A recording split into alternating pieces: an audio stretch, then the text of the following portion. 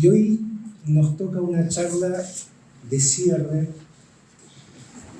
yo diría que muy consoladora, en medio del caos que estamos viviendo localmente y mundialmente.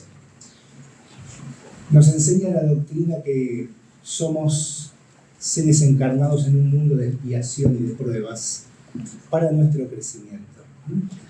En un camino de aprendizaje, ¿qué tal? En un camino de aprendizaje que no está exento muchas veces de la mano del dolor, no como herramienta, ya lo hemos dicho en otras charlas, no como herramienta de castigo, sino como herramienta pedagógica propia de nuestro mundo.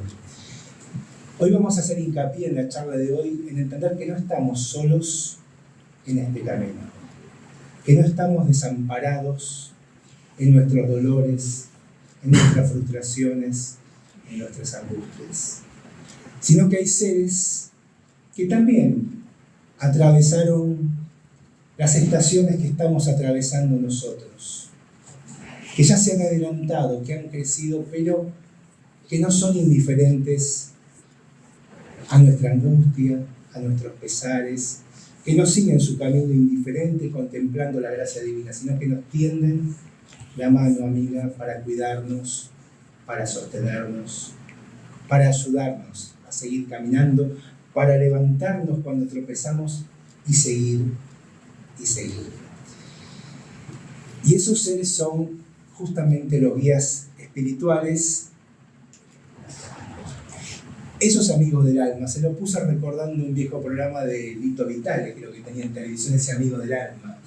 Bueno, esos amigos del alma son los seres, estos guías espirituales o ángeles de la guarda, como también a veces se los conoce, y son esos seres que nos inspiran, que nos cobijan, que nos apuntalan, que a veces parece que hoy no están y están más presentes que nunca, para ayudarnos a que nos ayudemos, para ayudarnos a cumplir con nuestra tarea, para ayudarnos a cargar de alguna manera, por decirlo metafóricamente, la cruz que nos compete. No la pueden cargar por nosotros, pero sí ayudarnos y darnos ánimos para seguir adelante. Y de esto trata justamente la charla de hoy.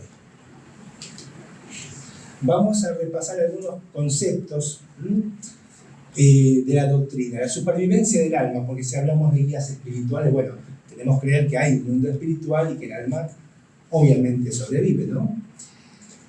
Entonces, sea cual fuere la idea que se tenga de los espíritus, la creencia en ellos se basa necesariamente en la existencia de un principio inteligente fuera de la materia. Esa creencia es incompatible con la negación absoluta de dicho principio. Así pues, tomamos como punto de partida la existencia, la supervivencia y la individualidad del alma, de la cual el espiritualismo es su demostración teórica y dogmática, y el espiritismo su demostración patente. Eso es extraído del libro de los medios. A ver, es un punto importante, no voy a detenerlo mucho, pero conceptualmente, en el libro de los espíritus, van a ver, al principio dice doctrina espiritualista. Aclara Kardec al principio que a toda doctrina que crea que hay algo más allá de lo material es espiritualista, porque cree que hay algo más allá de lo material. Pero no todo espiritualismo es espiritismo. Hay espiritualismos que son dogmáticos, ¿no? Que son una creencia de fe. En la forma en que se desarrolló el espiritismo, esta creencia en la supervivencia del alma no es una creencia, sino una certeza, porque se llegó a esa conclusión a través de una metodología empírica, de un método científico, teórico, experimental.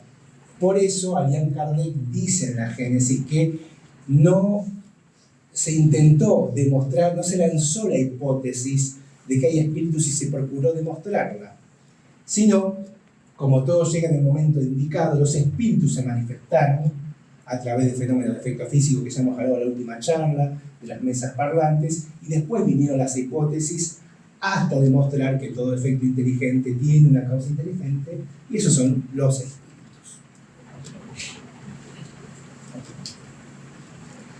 Bueno, admitida su supervivencia, si admitimos que hay guías personales que nos inspiran, que nos sostienen, que procuran influir sobre nosotros de la mejor manera posible, es porque hay una comunicabilidad, no solamente hay una supervivencia del alma, que también hay espiritualismos que sostienen esta supervivencia, pero también en el espiritismo está la posibilidad de comunicarnos o que ellos de alguna manera se comuniquen con nosotros. Entonces, en el libro ¿Qué es el espiritismo?, se menciona que una vez que han sido admitidas la existencia, la supervivencia y la individualidad del alma, el espiritismo se reduce a una sola cuestión principal. ¿Son posibles las comunicaciones entre las almas y los vivientes, o sea, los vivientes acá en la Tierra? Esa posibilidad es un resultado de la experiencia. Una vez que se ha establecido el hecho, ¿qué tal? El hecho de las relaciones entre el mundo invisible, entre el mundo visible y el mundo invisible, así como el conocimiento de la naturaleza, la causa y el modo de esas relaciones, se abre un nuevo campo para la observación y se encuentra la clave de una gran cantidad de problemas. Al mismo tiempo, al hacer que cese la duda sobre el porvenir, el espiritismo es un poderoso elemento moralizador. O sea, que establecemos la supervivencia, la individualidad y también la comunicabilidad, sumamente importante como concepto dentro de la doctrina. Se habla de poderoso elemento moralizador porque también ellos nos informan de su destino, de su situación, de acuerdo a cómo ha sido su vida, cuáles han sido las decisiones que han tomado. Bueno, ahora vamos a entrar más de lleno en el tema influencia oculta de los espíritus en nuestros pensamientos y en nuestras acciones. El libro de los espíritus, esto está escrito del libro de los espíritus, trabajo de preguntas al mundo espiritual y respuestas por parte del mundo espiritual a Kardec y a todos los que estaban con su trabajo, ¿no? Pregunta 459. ¿Los espíritus influyen en nuestros pensamientos y en nuestras acciones? En ese aspecto su influencia es mayor de lo que creéis, pues muy a menudo son ellos quienes os dirigen. Además de nuestros propios pensamientos, ¿tenemos otros que nos son sugeridos? Vuestra alma es un espíritu que piensa. No ignoráis que muchos pensamientos se os ocurren a la vez sobre un mismo asunto y que a menudo son muy contradictorios. Pues bien, los hay siempre vuestros y nuestros.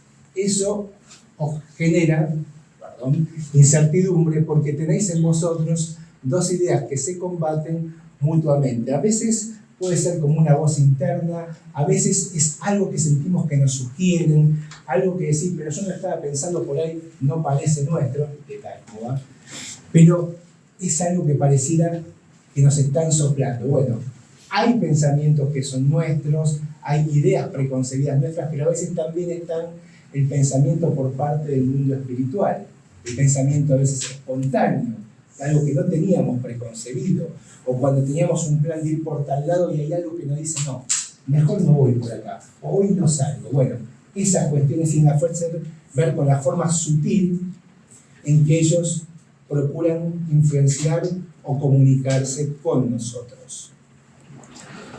La pregunta 461, ¿de qué modo podemos distinguir nuestros propios pensamientos de aquellos que nos son sugeridos? Cuando se os sugiere un pensamiento es como una voz que os habla. Vuestros propios pensamientos son, por lo general, en la vida, lo que os ocurre primero. Por otra parte, esa distinción no reviste gran interés para vosotros y con frecuencia es útil no saberlo, pues de ese modo el hombre obra con mayor libertad, ¿sí? Si se decide por el bien, lo hace de buen grado, en cambio, si toma el camino del mal, mayor será su responsabilidad. Entonces, hay que ver qué tipo de sugerencia después, porque hay algunos que le integran. La mesa de mediúnica es otro tema, pero en general, cuando recibimos un pensamiento, ¿sí?, muchas veces nos dicen los espíritus, vuestros propios pensamientos son por lo general lo que os ocurre el primero. Pero no es un tema de distinción, el tema es discernir qué sugerencia es buena, qué sugerencia es para mejor, para proceder bien, o cuál no. O si estamos en un pensamiento que no es el mejor y se nos sugiere un cambio de ese patrón de pensamiento, para no mantenernos en un pensamiento erróneo o negativo, por poner un ejemplo. Y ahora vamos a hablar del afecto de los espíritus hacia determinadas personas, porque así como hay principio de sintonía, también de afinidad. Nosotros recordemos que la muerte corporal nos devuelve a la patria espiritual, al verdadero lugar que nos pertenece, pero no rompe los hilos de afecto que existen cuando hay afecto verdadero entre los seres, ¿no? Y por eso ese vínculo se mantiene, ¿no? Y también ese vínculo nos permite que podamos llegar a mantener una comunicación o, llegado el caso, que ellos busquen acercarse o influirnos con buenas ideas. La pregunta 484 dice: ¿los espíritus profesan un afecto preferencial hacia determinadas personas? Los espíritus buenos simpatizan con los hombres de bien o con los que son susceptibles de mejorar. Los espíritus inferiores son con los hombres viciosos o con los que pueden llegar a serlo. De ahí su apego, efecto de la semejanza de las sensaciones, ¿sí? Lo semejante atrae lo semejante moralmente desde el punto de vista espiritual. Por eso siempre se hace hincapié en el manejo de nuestros sentimientos, de nuestros pensamientos, de nuestras emociones, porque aún sin darnos cuenta entramos en una banda de sintonía, ¿sí? Nuestra antena psíquica es muy sutil, es muy exacta, por otra parte. Entonces, en cuanto nuestro pensamiento se dispara hacia lo positivo o lo negativo, también engancho, capta lo positivo o lo negativo. Por eso dicen los espíritus que nosotros respiramos la atmósfera psíquica que elegimos respirar, por nuestros propios pensamientos y sentimientos. Pregunta 488. ¿Los parientes y amigos que nos precedieron en el regreso a la otra vida tienen por nosotros más simpatía que los espíritus que nos son extraños? Sin duda, y a menudo os protegen como espíritus según su poder. Como decía recién, el afecto no se termina, no se rompe, y ellos, tanto cuanto pueden, procuran protegernos. Ellos también son seres en evolución. Recordemos que la muerte física no es un filtro que nos purifique y nos convierta en espíritus más elevados. Pero sí se mantiene ese afecto, a veces pueden interceder quizás a espíritus más superiores por nosotros. Y ahora vamos a ver los ángeles de la guarda, los espíritus protectores, familiares y simpáticos. Pregunta 489. ¿Hay espíritus que se apegan a un individuo en particular para protegerlo? Sí, el hermano espiritual es el que llamáis espíritu bueno o genio bueno. ¿Qué se debe entender por ángel de la guarda? El espíritu protector de un orden elevado. Siempre nuestro espíritu protector o guía es de un orden más elevado que nosotros. No es que necesariamente sea de un orden muy elevado, ¿sí? Igual las transiciones no son como una frontera así concreta, pero, digamos, a medida que el espíritu se va purificando, creciendo moral e intelectualmente, se va superando y se va elevando. Los espíritus protectores son seres que están más adelantados que nosotros, seguro, si no, no podrían ser guías. Para alguien ser guía de alguien tiene que estar más adelantado, pero no implica que sea espíritu de un orden muy superior. De hecho, su tarea de crecimiento está en la tarea que tiene para con nosotros, ¿no? Por eso también nosotros influimos mucho en su crecimiento, también o lo ayudamos o no, o se lo hacemos más difícil también, que es lo que ocurre la mayoría de las veces, por otra parte. Pero bueno.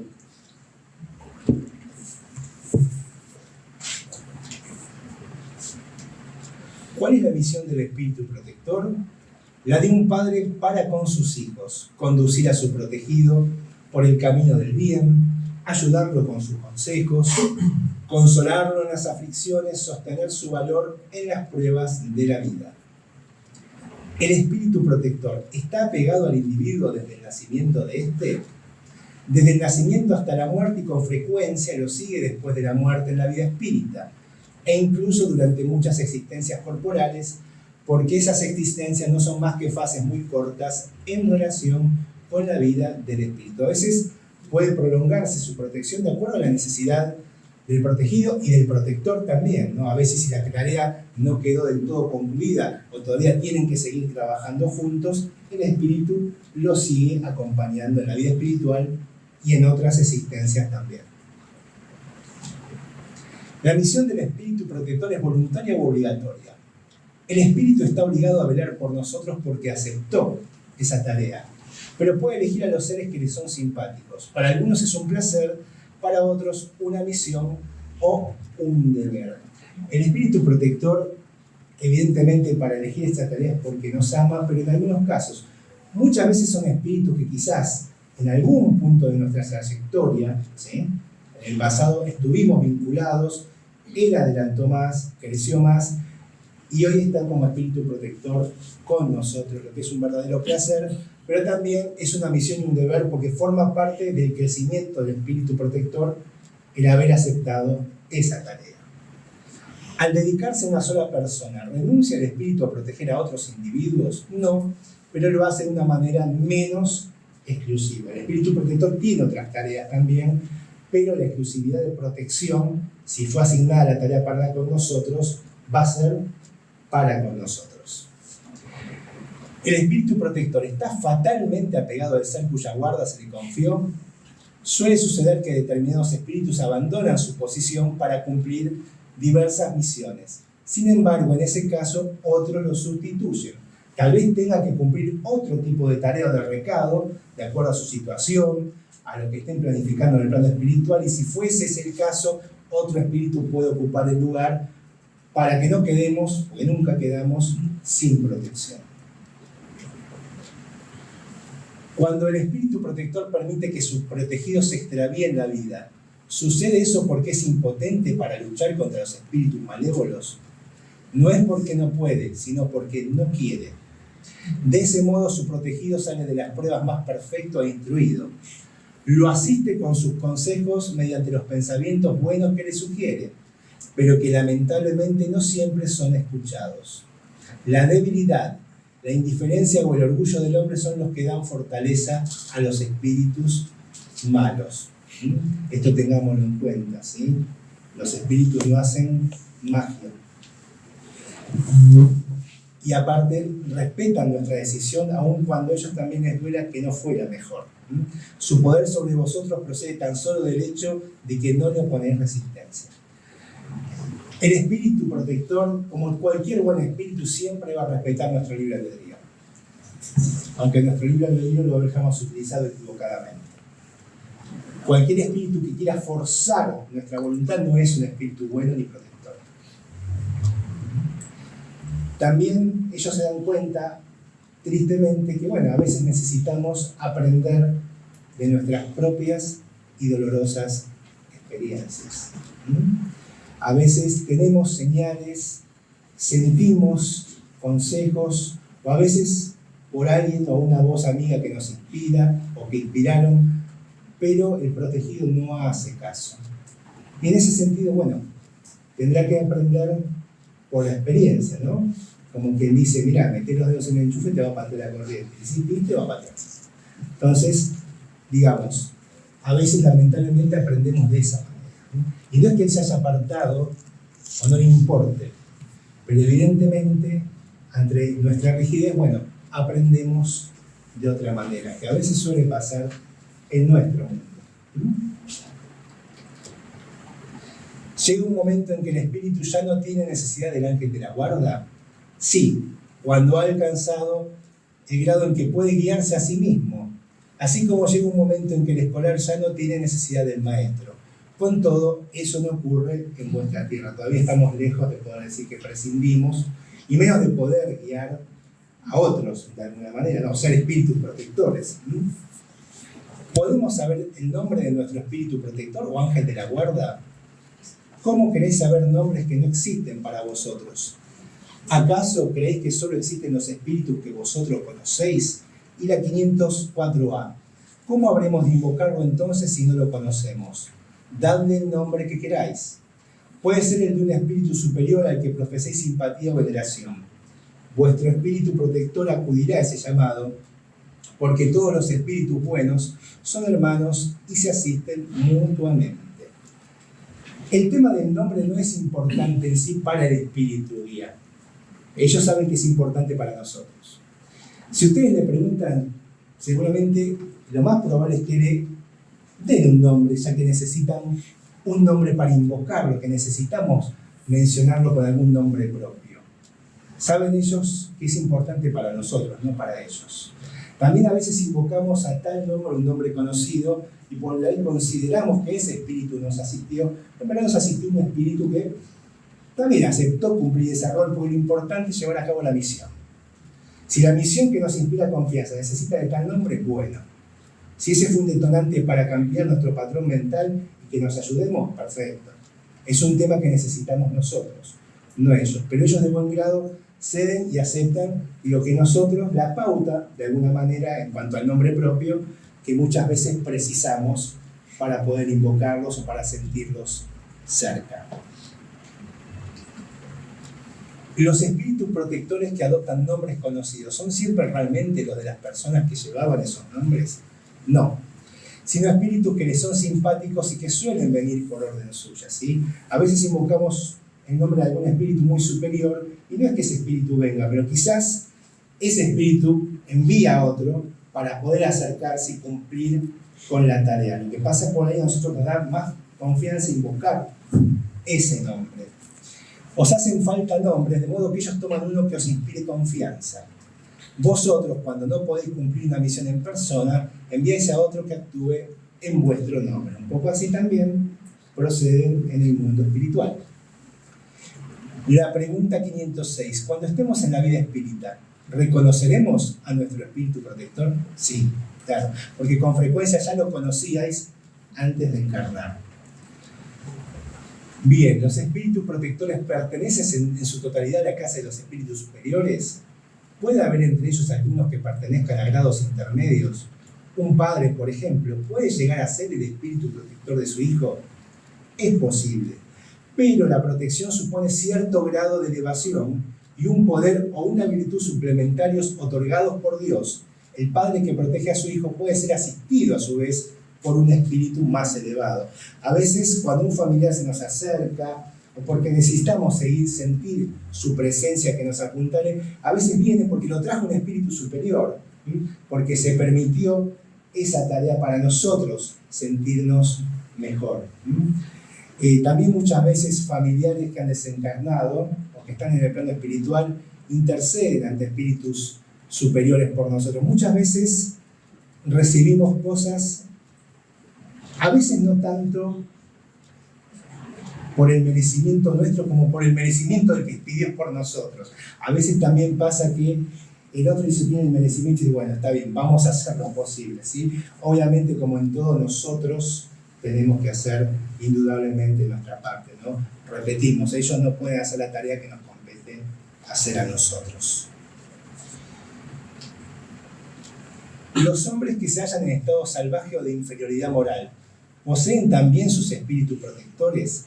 En ese caso, ¿son esos espíritus de un orden tan elevado como el de los que protegen a los hombres muy adelantados? Cada hombre tiene un espíritu que vela por él, pero las misiones son conformes a su objeto. Así, para que un niño aprenda a leer, vosotros no le asignáis un profesor de filosofía. El progreso del espíritu familiar precede al del espíritu protegido. Aunque tengáis un espíritu superior que vele por vosotros, podéis por vuestra parte llegar a ser el protector de un espíritu inferior a vosotros, y los progresos que le ayudéis a lograr contribuirán a vuestro propio adelanto. Dios no le pide al espíritu más de lo que le permite su naturaleza y el grado de progreso al que ha llegado. Nosotros sabemos que la Tierra como escuela, como mundo de evolución, tiene seres y no todos están en ese mismo grado de evolución. Las naciones tienen sus idiosincrasias y su historia, y los espíritus que están en una nación, así como los que están en una familia, por leyes de aprendizaje de causa y efecto están en ese lugar, y hay espíritus puntuales que protegen o apuntalan a ese grupo. Hay todavía seres en evolución que están en un estado tribal, y es otro tipo de espíritu los que están con ellos asistiéndolo. Un poco por lo que dice acá el espíritu en su respuesta. En torno al grado de evolución se manifiesta el tipo de espíritus que necesitan apuntalar a ese grupo humano. ¿Los espíritus familiares son los mismos que los espíritus simpáticos o protectores? Hay muchos matices en la protección y en la simpatía. Dadle los nombres que queráis, el espíritu familiar es más bien el amigo de la casa, o un espíritu familiar amigo del hogar o de esa familia. ¿Hay espíritus que se apegan a una familia entera para protegerla? Algunos espíritus se apegan a los miembros de una misma familia que viven juntos y se hallan unidos por el afecto. Con todo, no creáis en la existencia de espíritus protectores del orgullo de las razas. Acá no hay ninguna supremacía racial, tiene que ver con espíritus unidos para proteger, ¿sí?, o por lazos de afecto a una familia. Pregunta 519. Las aglomeraciones de individuos tales como las sociedades, las ciudades y las naciones, ¿tienen sus espíritus protectores especiales? Sí, porque esas reuniones son individualidades colectivas que avanzan con un objetivo común y que tienen necesidad de una dirección superior. Nosotros cuando hacemos la oración, la apertura, el cierre, pedimos a nuestros guías personales, pero por ejemplo en la institución agradecemos y pedimos a los guías de la casa. Ellos nos cuidan, pero no son nuestros guías personales, son los guías de la casa y cumplen distintas funciones. El hermano Esteban, el hermano Juan, la hermana Ana, el hermano Manuel en otra tarea. Son espíritus de la casa, pero que cumplen otra función. Después cada uno tenemos nuestro espíritu guía o protector, ¿sí? De acuerdo a la evolución, a las categorías, los espíritus cumplen distintas funciones. Cuando chicos ya habían los distintos libros donde nos habla de la vida en el mundo espiritual, nos habla de nuestro hogar. Y nuestro hogar es una colonia sobre la zona del oeste, y nuestro hogar es para todo el planeta. Son de espíritus en el plano espiritual que corresponde a lo que sería la zona del Brasil. No quiere decir que no existan otras almas, pero la función puntual, cada país, cada región en el plano espiritual tiene su grupo de espíritus protectores. Algunos espíritus... está bien, la 520 la había leído, ¿no? 521. Algunos espíritus pueden contribuir al progreso de las artes mediante la protección de quienes se ocupan de ellas. Hay espíritus protectores especiales que asisten a quienes los invocan cuando los juzgan dignos de recibir esa asistencia. No obstante, ¿qué queréis que hagan con los que creen ser lo que no son? No pueden hacer que los ciegos vean ni que los sordos oigan. Los espíritus que protegen o están en ciertas funciones o en las artes no pueden influir una inspiración que uno no tiene o el talento que no se tiene, pero a veces pueden auxiliar. Acá pusimos, algunos tienen nombre como musas o como santos o santas. Clio, musa de la historia.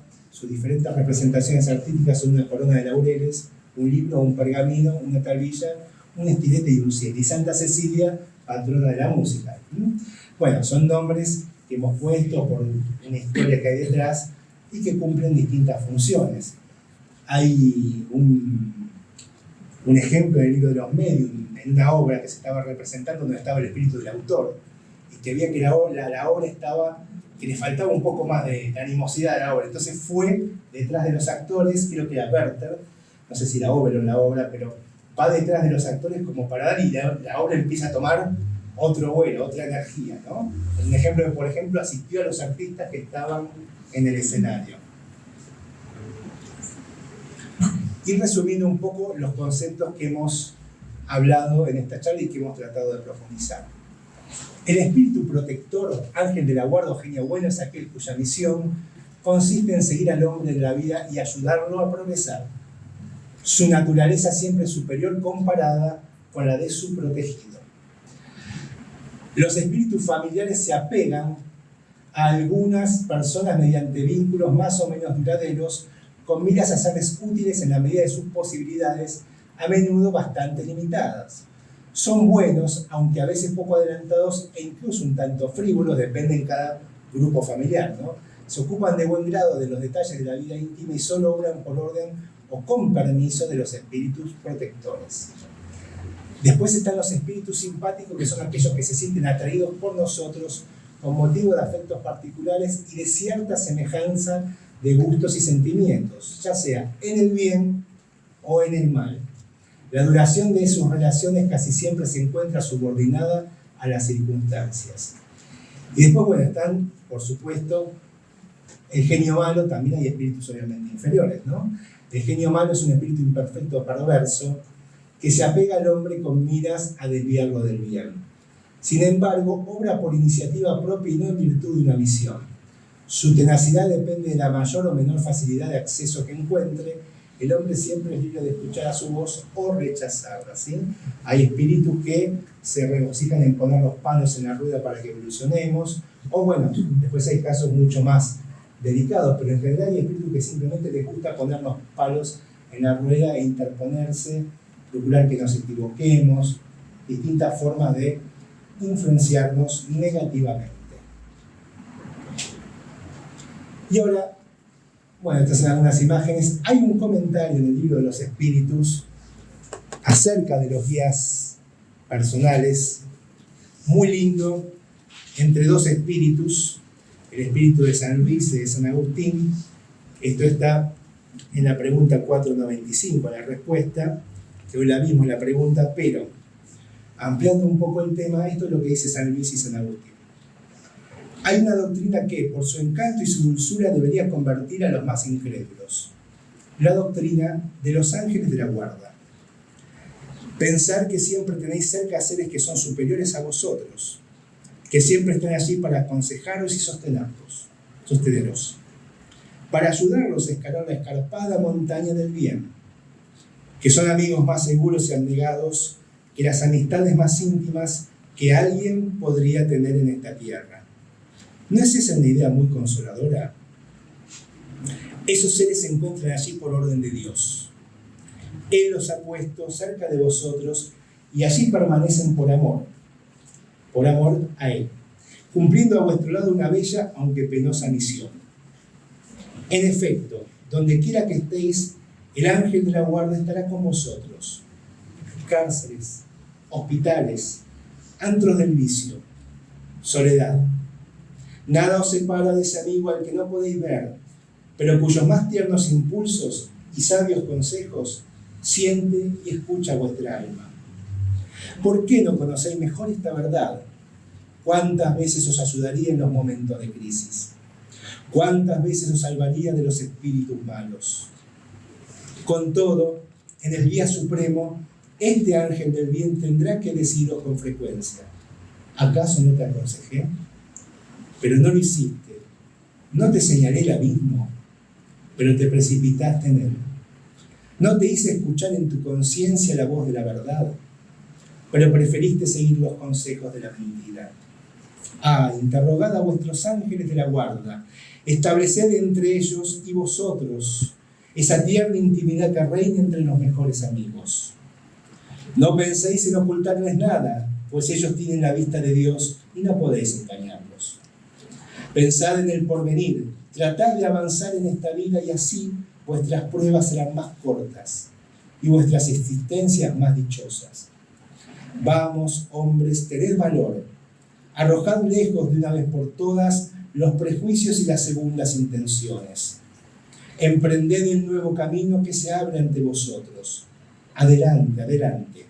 Tenéis guías, seguidlos. No os faltará la meta, pues esa meta es el propio Dios. A los que crean que es imposible para espíritus realmente elevados entregarse a una tarea tan laboriosa e incesante, les diremos que nosotros influimos en vuestras almas, aunque no nos encontremos a muchos millones de leguas de vosotros.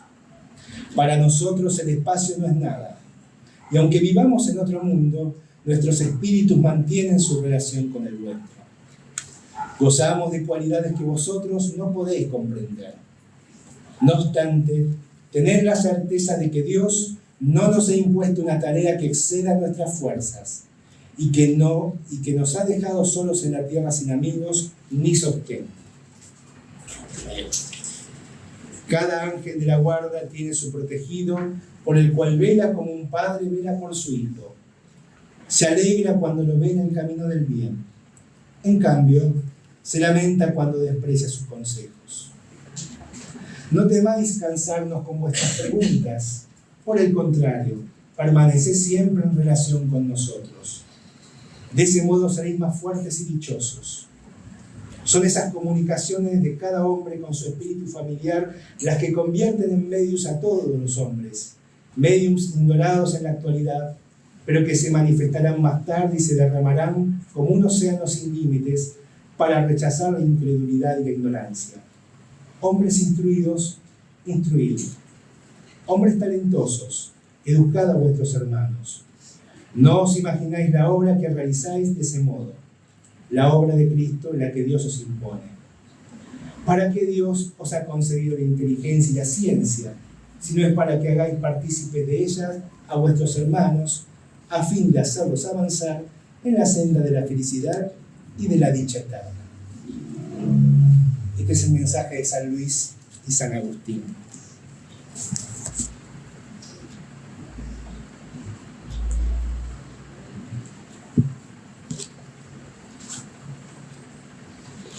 Y finalizando esta charla, no podíamos olvidar al guía por excelencia. Y estas palabras de Manuel a través de la mediunidad de Chico Xavier en el Camino de Luz. Él es la luz del principio y en sus manos misericordiosas reposan los destinos del mundo. Su corazón magnánimo es la fuente de la vida para toda la humanidad terrestre.